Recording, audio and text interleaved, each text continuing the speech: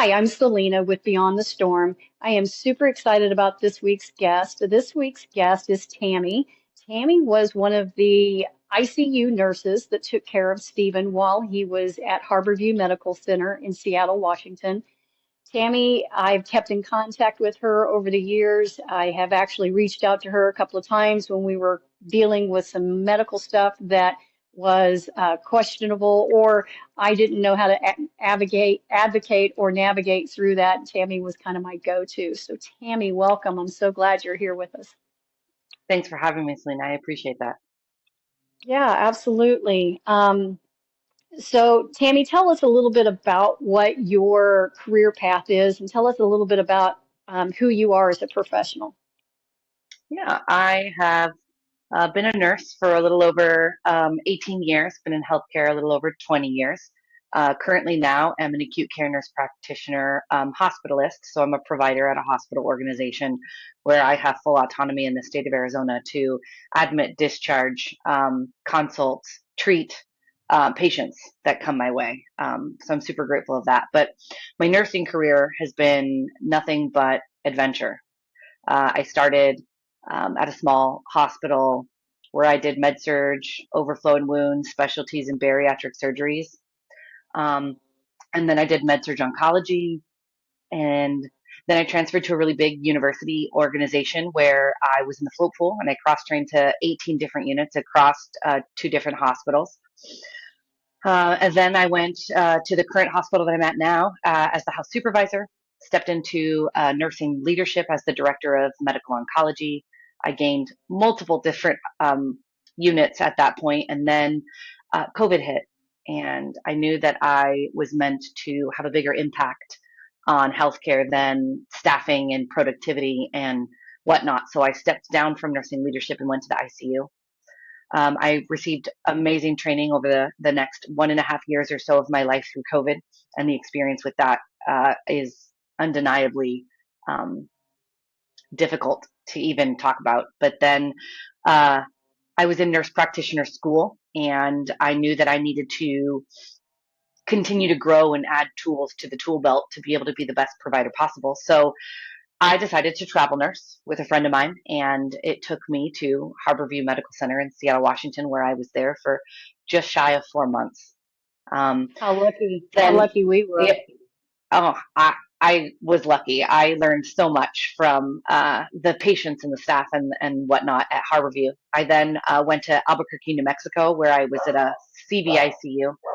Um, my apologies for my Oh, pets, that's but okay. I then got dogs. I got dogs. yeah, but then I ended my RN career back at the hospital that I currently work, and I have been a practicing nurse practitioner since March 1 of 2024. Well, I can't thank you enough for the commitment to the medical field because I personally use a nurse practitioner. I feel like I get listened to much better than a physician who's, I think ego sometimes comes into play, and we won't go down that road. But so thank you for your choices of career fields because it takes a special person to step into that role and do it well. And the time that we spent with you at Harborview Medical Center, you were one of our favorites. We definitely was excited every time we had you on board for that shift. Do you want to just step into and talk about when you encountered Stephen and what what your time spent with Stephen was like? Sure, absolutely. So I remember coming onto the unit that very first shift that I was going to have him, right? And so we were in report, and the nurses were like, "Okay, well, you're going to get room whatever." And it's like, okay, well, just so you're a float nurse, so and you're a traveler, so he's kind of a one and done kind of patient. And I was like, okay, is he needy? Is he this? Is he that? No, he's just it's you're gonna be exhausted after your 12-hour shift. He's a one and done. And it was like, okay. But again, like I don't judge a book by whatever cover nurses want to tell. But I knew that he was a gunshot wound victim and he became a traumatic paraplegic. I knew that he had had polysubstance abuse in his history. Um, And I knew that because of the amount of physical care that he required as a patient, the nursing staff felt that he was like a one shift and done, and then we would just rotate nurses. That is Yeah. not what I encountered. That is not what I encountered when I met him for the first time.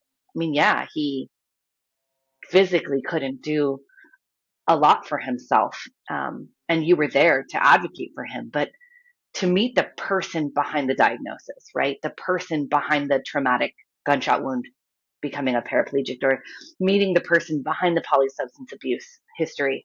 Um, I adored the kid. I did. He needed someone to listen to him, to see him as a human and not as a diagnosis. And I 100% any day that I could be on that unit and have Stephen was a great day. I didn't mind volunteering to say yes, I got him. He's Yeah, I we could take and we knew that. We could tell that because you spent quality time with him. You just weren't coming in and doing the obligation of the request. We knew that you were coming in, having in-depth, great conversation with him. And honestly, that's what makes exceptional nurses is when you get to know that patient. I know that you shared with him. He was struggling through a lot of acceptance of what his injury was, how his life was going to change, and you shared a lot of your personal experiences. And I can't draw on them right now. I can't remember, but I do know that he shared with me that connection that the two of you made, and he enjoyed having you as his nurse, and he looked forward to those days. And he would also, there was times in fact, I witnessed him say this, well, Tammy doesn't do it that way. And, he was like, no, no, no, no, I know what good nursing is, and that's not it, and he didn't like the night shift. He felt like the night shift nurses, a lot of them didn't have strong English skills, and he hated the night shift. But the day shift, you were all he talked about. And and yes, I did advocate for him. And I'm sure I made myself very difficult at times with the nursing staff. Um, but just like dealing with his active addiction, there's no rule book and there's no way to know how to navigate that. I'll be honest with you, Tammy, when I walked in and seen him for the first time, I didn't know if I could do this. He had already put us through hell and back, and trying to, um, where do you put all that angst and anger at? Because there was no place for that in recovery of a physical injury. You couldn't bring that in, and I didn't get anything resolved. I just had to compartmentalize it and jump in and try to navigate. And we were already behind the eight ball because by the time I got there, he already had a bed wound. And yeah. let's go back and talk about what took me so long to get there. I don't think maybe you already were on the case. I couldn't get in to see him until 12 days after his injury, and I was lucky to even do that. Do you remember when they I opened up the hospital? No, because I was there after that. I remember it was shortly after you had arrived that I had arrived. Okay. So I remember that there was still a lot of angst with you trying to figure out all of the pieces and point A to point B, and how did we get here. I remember reviewing medical records. They're like, this is what happened on this day, just to kind of give you a good synopsis of what had transpired from moment one on to wherever we connected. Uh, Yeah. I know that you were still like unpacking your things. That's how I know it was early on when you first arrived, because the room hadn't been totally blinged out Yeah. for him. Yeah, yeah, I did do that. We were there through Christmas, so I definitely wasn't going to let the holidays slide by. I did decorate his room. And Yep. um I know that we were dealing with a bed wound, and we were dealing with it just seems like every time we turned around he was having something happen, and he declined by getting, or he got pneumonia and had an issue with the mucus in his lungs, and he basically spiraled and ended up having to be taken from the rehab unit back down to ICU. And Mhm. that is, I think that's when we kind of intersected each other is when he went back down to the ICU unit. And, uh, I know that they left us in that ICU unit, I think more so because of how he perceived himself to be so needy. And I think that they left him in the ICU for that reason. I don't know for sure. You probably would know that better than I do.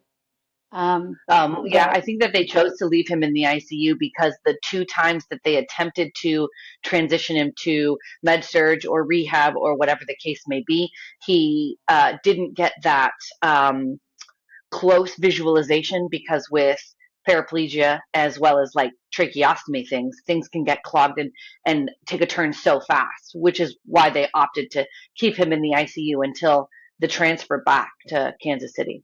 Right? Kansas City? absolutely. Yeah, Kansas City. Yeah. Yeah. And when it came time, well, I can honestly tell you, we probably moved him quicker than he should have been moved because they were talking about putting him in, I think, a LTAC. That's what they call it here in Kansas City, but a Yes. nursing facility. And I was like, wait, wait, wait, we are not residents here. I cannot leave him in a nursing home. We just watched what they did with COVID in the nursing homes. He'll never make it out of a nursing home. Right. And advocating to get him home was probably the most difficult challenge that I had ever taken on. I came out of the safety field. I understood how to put together an action plan. I understood how to, write a policy of getting something to happen and following it through. But I had never dealt with a quadriplegic. And how do we get him onto an airplane? How do we get him off the airplane? How do we get him to our home? And then what do we have to have in the home? Um, and you and a couple other nurses were very instrumental in walking me through what a person would need to go home. And I know you guys walked a very fine line there because I'm sure the hospital wasn't crazy about me making my own care plan for discharge. But once I explained to them, listen, I'm taking him home. We're not leaving him here. I Right. think they realized I wasn't playing around. And I'm sure that was Yeah. probably, go ahead. No. Stephen was the first patient I had ever transferred from ICU. Uh, in that fashion.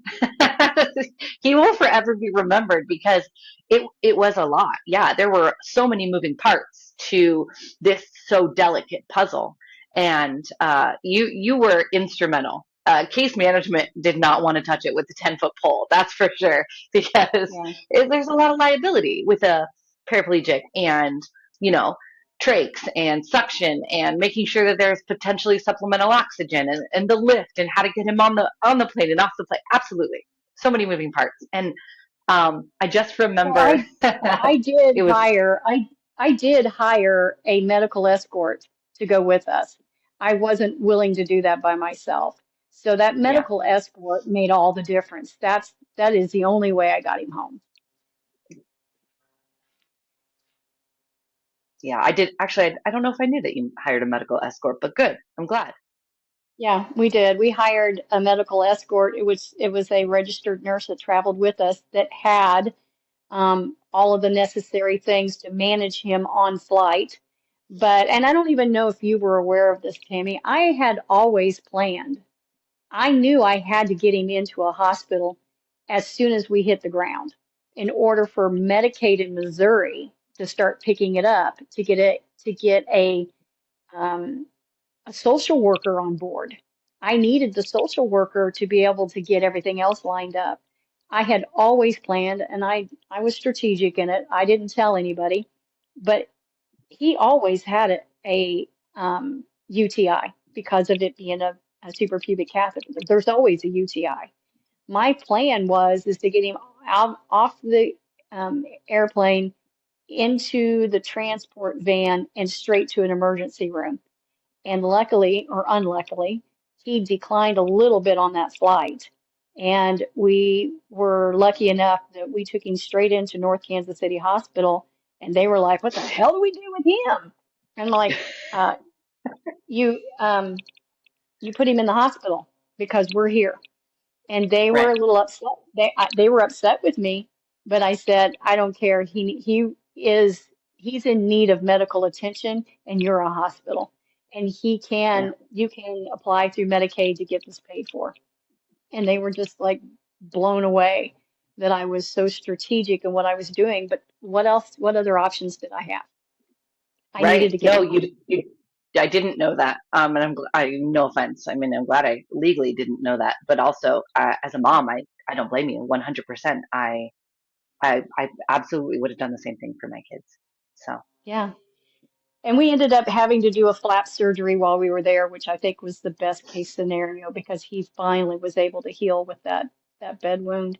And good. then the healing truly began. Wasn't until that bed wound was healed that we took those steps. But so in your nursing field, when he was staying there with you guys, when you were traveling, and I have to tell you, the traveling nurses were our favorites because there was no political affiliation. Yep. They came in with the love and the skill and the knowledge that we needed. And if it wasn't for you and the several other nurses, I don't know if I would have been able to do this because you guys educated me on how to take care of him. And I know you watched him and I, first of all, Stephen having so many years of active addiction and then having to be his caretaker, it was a role reversal for us. And he struggled with that. And for you guys to be able to kind of see his side of it and then see my side of it and then realize, this mom is going to have to take care of him. You guys jumped in there and taught me a lot and educated me and nobody ever pushed me out of the way. Nobody told me to get, away and we've got him, mom, stay over there. All of you educated me, so I can't tell you how much I appreciated that. You gave me enough skill to make me feel like I could do this, and we did. We did. We took on his care and his girlfriend Nina, when she came home and he was home, we were lucky that she had some nursing home skills, and I had to then turn around and teach her everything you guys taught me. So um, that was a I kind of look back at that 5.5 months that I spent at Harborview, and I don't know how I did it by myself. I mean, I'm sure you see that where family members are by themselves for long periods of time with their loved Uh, one. yeah. I don't know how you did it by yourself. And then even to be his caregiver, absolutely, but also to still have that mom role and to be the encouraging mom that tells him that he can't give up because he wanted to. He wanted to give up. Oh He yeah, didn't want to do this. yeah, There are many aspects where he was like, no, screw this. I'm done. I don't want to do this anymore. And it's like, nope, no, yes, you are getting up today.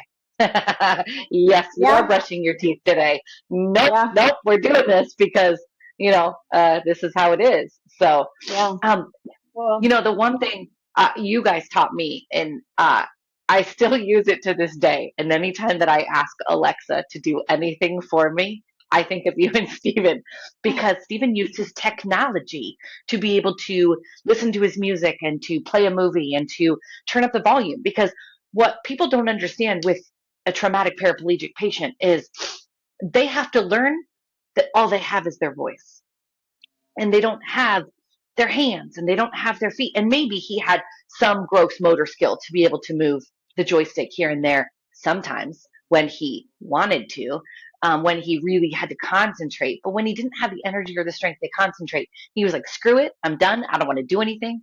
And so for him to have the technology to be able to jam out to his music and to turn it up when he didn't want to hear my voice anymore, because sometimes he didn't want to hear my voice anymore. But yeah, still to this day, when I shouted Alexa to turn up the volume 50%, I think of Stephen I because love that. it, Yeah. yeah, he impacted my life too. Yeah, we did a lot of trying to do workarounds, and my husband's kind of a gadgety guy, so he was shipping stuff to us left and right and making sure he had we got him a tablet in there, and we got him, the heavy duty tablet holder, and somebody actually in the OT department there at Harborview actually had one, and then we ordered one, so we had one for him. I think he transferred to another room and they had to come get it. And so we got one, replaced it. But yeah, that technology, and I'm sure for you moving forward, when you come across other patients like him, that's little bits of knowledge that you'll be able to share with them as well. We've we Oh, recently absolutely. we recently met a gentleman, a young kid, he's 20 years old, that has the same injury as Stephen. And the first thing I did was start showing them some of the technology that we learned. And it's kind of been interesting because Stephen gave up before he ever really tried. Stephen, I had to get into his head and tell him every single time you tell them no, they're writing that down as a refusal. And every refusal will take away services eventually. You cannot continue to say no. You have to get in there and try. And I've shared every bit of that knowledge with this other family. They're within 2 months of their injury, so they're newly injured, and I've been sharing all of that knowledge and all of the things that you all shared with me. So it continues. All of that knowledge and education that you shared and told me, it continues to teach another person who's facing those same challenges. So the stuff that you shared with me, it goes on. The same as when you're in the field and you're working with a young nurse and you're teaching her things, those that educational aspect just continues to move on. Yeah, Did you that's beautiful. when you were when you seen that we weren't playing around, we were going to go home, because I know everybody was like, thought I was crazy to think about transferring him. But did you really think that we were going to do it, or did you think that we were probably going to step into something, another option? Because I I never even gave it a thought. Did the nurses really believe we were going to be able to pull it off, carry it to get him home? I think that the majority of the nurses did not, absolutely. However, the few that cared for Stephen and the few that took time to get to know you and your perseverance and your determination, I 100% never questioned it. It was a matter of how quickly are we all going to be able to get the pieces to the puzzle so that Stephen could be safe. How quickly are we going to get this done? I never doubted you for a minute because I knew it was going to happen. There were so many that were like, oh, yeah, yeah. Oh, yeah, yeah. They say that he's going to leave. They say he's going to leave. And the day that you guys left was like shock and awe. I bet. I bet. And I know that I had the bravado that people didn't quite know how to take. I didn't have any choice but to be that way. If I hadn't have, I'd have never got him home. And it's some days it was fake it till I make it, because Yeah. I had to have him see that I was going to carry this out. I was going to rescue him and get him home. And that was part of our relationship too, is that he'd get himself in a mess and here I'd come. Um, and Right. I have learned that I chose to do what I could live with, and I don't have any regrets because getting him home, he had a quality of life until he relapsed. He had a quality of life that he had never had prior to that. And so I was glad that we gave him that independence at home until we had issues where he relapsed. Um, but as far as the nursing side of it, share with me a little bit about, you shared a little bit about what you learned or what you took with you from Stephen. But have you come across other patients like Stephen? And how do you deal with patients that have substance abuse disorder? And I'm sorry, I said that wrong. Substance use disorder. And how do you manage that in your healthcare now? Oh, Stephen did teach me a lot. I mean, I had been a nurse for many years prior to meeting him, but um, their level of pain and uh, they were used to particular pain medication or substances that controlled their pain, their anxiety, their nausea, their whatever that they were utilizing to treat it. that they had a tolerance, if you will, to pain medication. We had to find, multimodalities to treat the pain and whatnot. So it wasn't just, oh, he's a pain seeker because he's a polysubstance abuser. He just wants to be high all the time. No, that's not the case.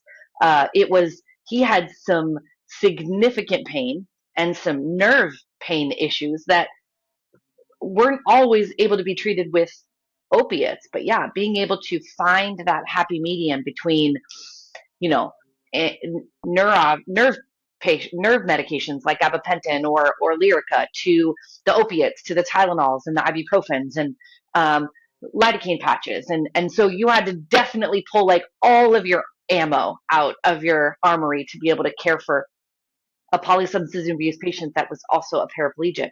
But yeah, I have 100% come across multiple patients with polysubstance use that also is in for even a simple gallbladder issue versus an appendix issue. But their issues, even though maybe a 41-year-old female with no past medical history can take 2 milligrams of morphine and be fine. But then you get a 41-year-old female that has polysubstance use disorder and is used to taking the fentanyl or the methamphetamines. And I can't treat her pain the same as I can treat my pain because it's different. I mean, you have to take each and every case into consideration, and And their how tolerance and is a lot more. how do you manage somebody who is on Suboxone? They're on mats, and the process of making sure that we're not reintroducing an opiate during their therapy of being able to manage their abuse disorder. Timing is everything with Suboxone, and timing is everything with being able to appropriately manage pain on a patient such as Stephen. Um, not not being 30 minutes late on a medication is imperative, and so many healthcare providers, so many nurses, they don't get it. They just say, "Oh, he's watching the clock," Yeah, because without all these multimodalities, he's never going to feel okay. right.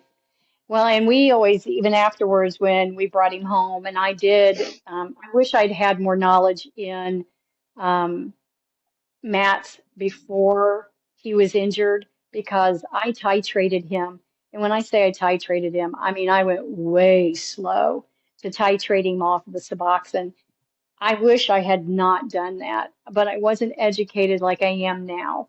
I felt like Suboxone was a replacement for the, illicit drug.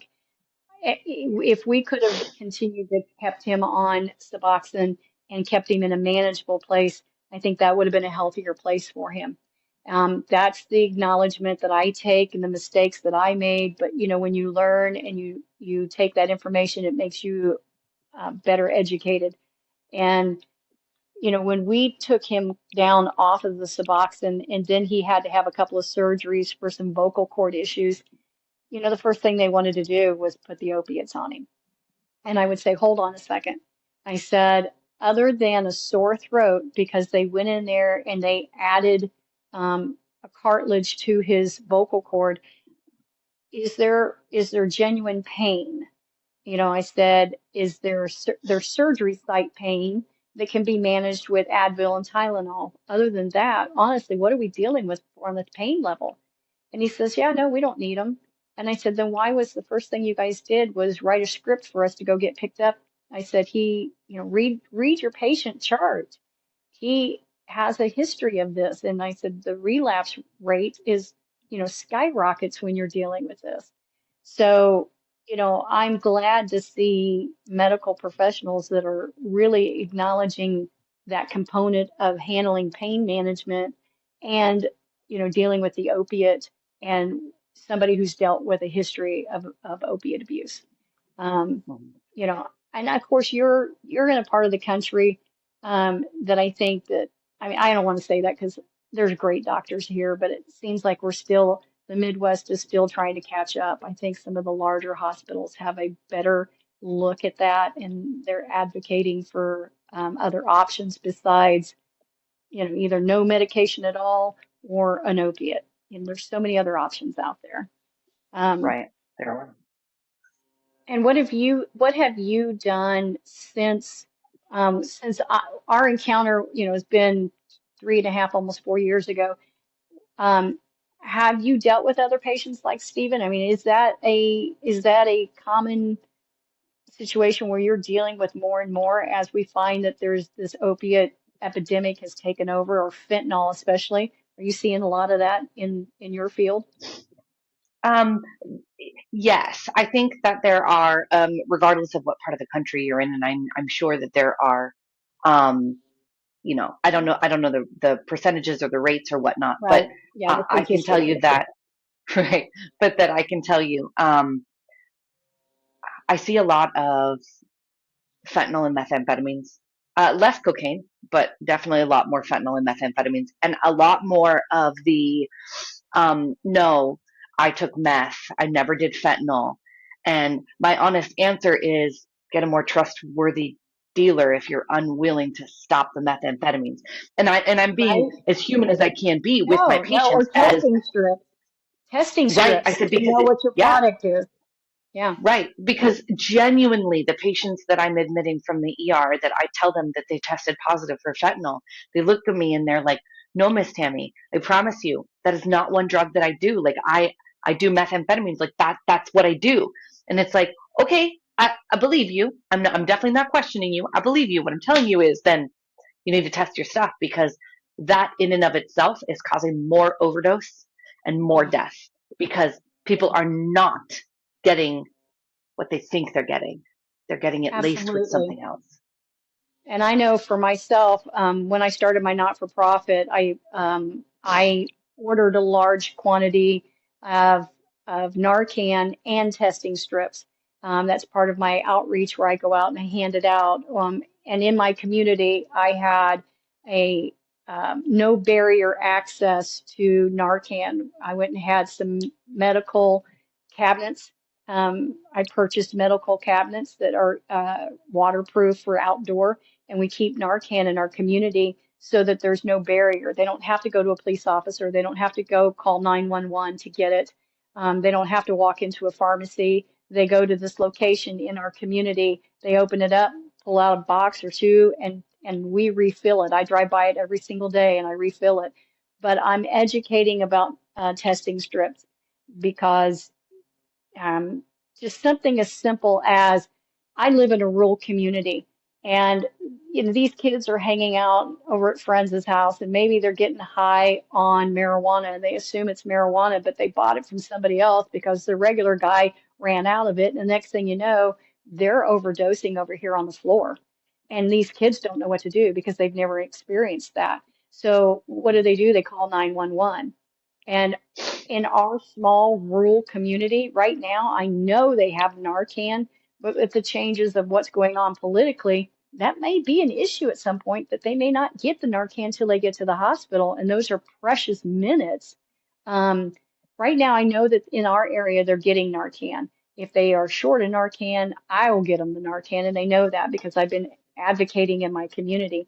But the testing strips is something that this community hasn't been talking about. And so now I'm out there pushing the information about testing strips and handing out testing strips. And I'm sure you're coming across the same thing in your community as well. Yeah, I didn't know about the testing strips, so thank you for educating me on that. I 100% prescribe Narcan to every one of my patients, whether I'm prescribing an opiate for them because of pain or whether it is because I want to make sure that because I can't help someone that doesn't want to help themselves. However, I can at least keep them safe so that they don't become a statistic. So I do prescribe Well, Narcan to people as I well. love that. I love that. And I also share with people that even if I know that they have somebody in their family, I hand it to the mama, I hand it to the dad. I said, just put it up. I hope you never need it, but if you do, it's here. One of those moms called me not too long ago, and she said that they were out eating pizza one night, and she went into the bathroom, and a young lady was overdosing in the bathroom, and she knew she had it in her car. She had just picked it up from me, and she had it in her car and she went out and got it and she administered Narcan as they were calling 911. She called me to tell me, thank you for making me take that Narcan. And Holy moly. I tell people all the time, you don't know. You have no idea. Yeah. As much as I travel, there's a box that is in my carry-on luggage. As much as I travel, I just want to make sure it's there in case maybe I come across somebody that might need it. Um, or somebody who says, yeah, I've thought about getting some. Well, I got some right now. I can hand it to you. You know, Right. it's that education, and you can pick up the testing strips the same method in which you're getting Narcan through the same providers. So, Okay. I would encourage you to get that because it's an uncomfortable conversation. No, we don't want you using drugs, but if you're going to use them, please use these testing strips. That way, Right. especially anybody who's accidentally overdosed, they need to be the ones getting testing strips because they're going to go back and use again if they're not ready for Yeah. recovery. Right. So, Exactly. um, Exactly.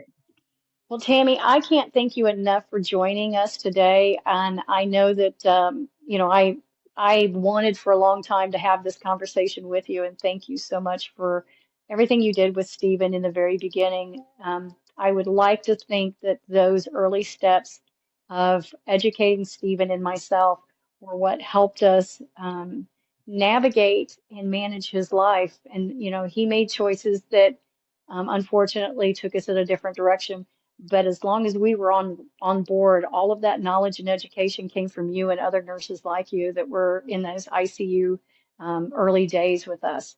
And I am forever grateful to you for those months that we spent and that time that we spent together. Is there anything else you'd like to share with us before we close today? Thank you for staying connected. So as a nurse and now as a provider, I don't have that opportunity to have that follow up.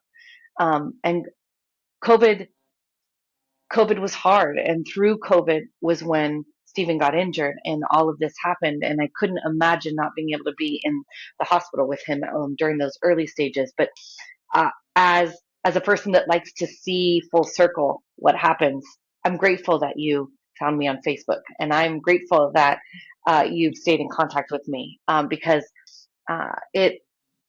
it's good food for my soul to know that I'm on the right path in life and that I'm making a difference in the right way. Yeah, So thank yeah, you. and you did. You made a huge impact on our lives for sure, and I'm sure other patients that you've dealt with as well. Um, Very few of them Thank you. probably had a mother like me, but I knew that I still needed to have one foot in the door with some of the people that knew the early medical stuff we were dealing with. So I was selfish enough to say, I'm not letting this nurse go. I got to keep a relationship with her, and I did. You I taught reached me. out to her. Yeah, I Yeah. reached out a couple of times when we were coming across stuff that we couldn't figure out. So, Yeah. And I'm so grateful for that. But I'm also grateful to watch you be the mom that you are. I have had to be a mom that advocated for their kid through self harm and um, mental health and yeah, uh, transitioning as a transgender yeah, child and being yeah. able to advocate for mine and seeing you and having that example of that's the mom I'm going to be. That's the mom I need to be right now because I'm not going to let this go and my kid is going to get the care that he needs. So thank you because that's like 100% to my core. Like as a mom, I thank you. You taught me well. Well, sometimes having to advocate for a child that the rest of the world doesn't view as worthy is a very lonely, hard road to walk down. And that's part of the reason why I now stand and scream from the rooftop what we went through, because before this happened, I was embarrassed, ashamed, made to feel less than. And I know what that feels like to walk in the shadows of what people consider shameful or unworthy. And now it's my responsibility to stand and scream and say, no, no, no, no. They are more than their struggle. They are more than whatever barrier is they're facing. They are more than that. And so it means a lot to me when you share that to me because although my platform is definitely, dealing with recovery or somebody who's resistant to recovery, mental health, Stephen struggled with mental health and he had a TBI as well. But to know that we've been an example that you have seen as um, an avenue that you use or a stepping stone for you as well. That makes me feel like I'm doing the right thing too. It makes me feel like, okay, I stepped away from my career in safety to really focus on advocating for families um, because it's lonely to be the mom or the parent out there saying, no, no, no, no, no, no, you will not excuse, you will not look the other way. My child is worthy to be in this room. His voice or her voice is worthy to be heard. I'm glad that Amen. I am glad that I made that impact on you as well. So, Thank you. Thank you. well, I am going to conclude our visit today, and I thank everybody for joining us. And I purposely reach out to people that have impacted my life and Stephen's life. We hadn't discussed or talked about the medical journey that we were on. So today, that was why Tammy came on board to visit with us and share a little bit of a peek inside what it was like in those early days of being diagnosed as a quadriplegic and navigating through the medical process as somebody who had an opiate addiction.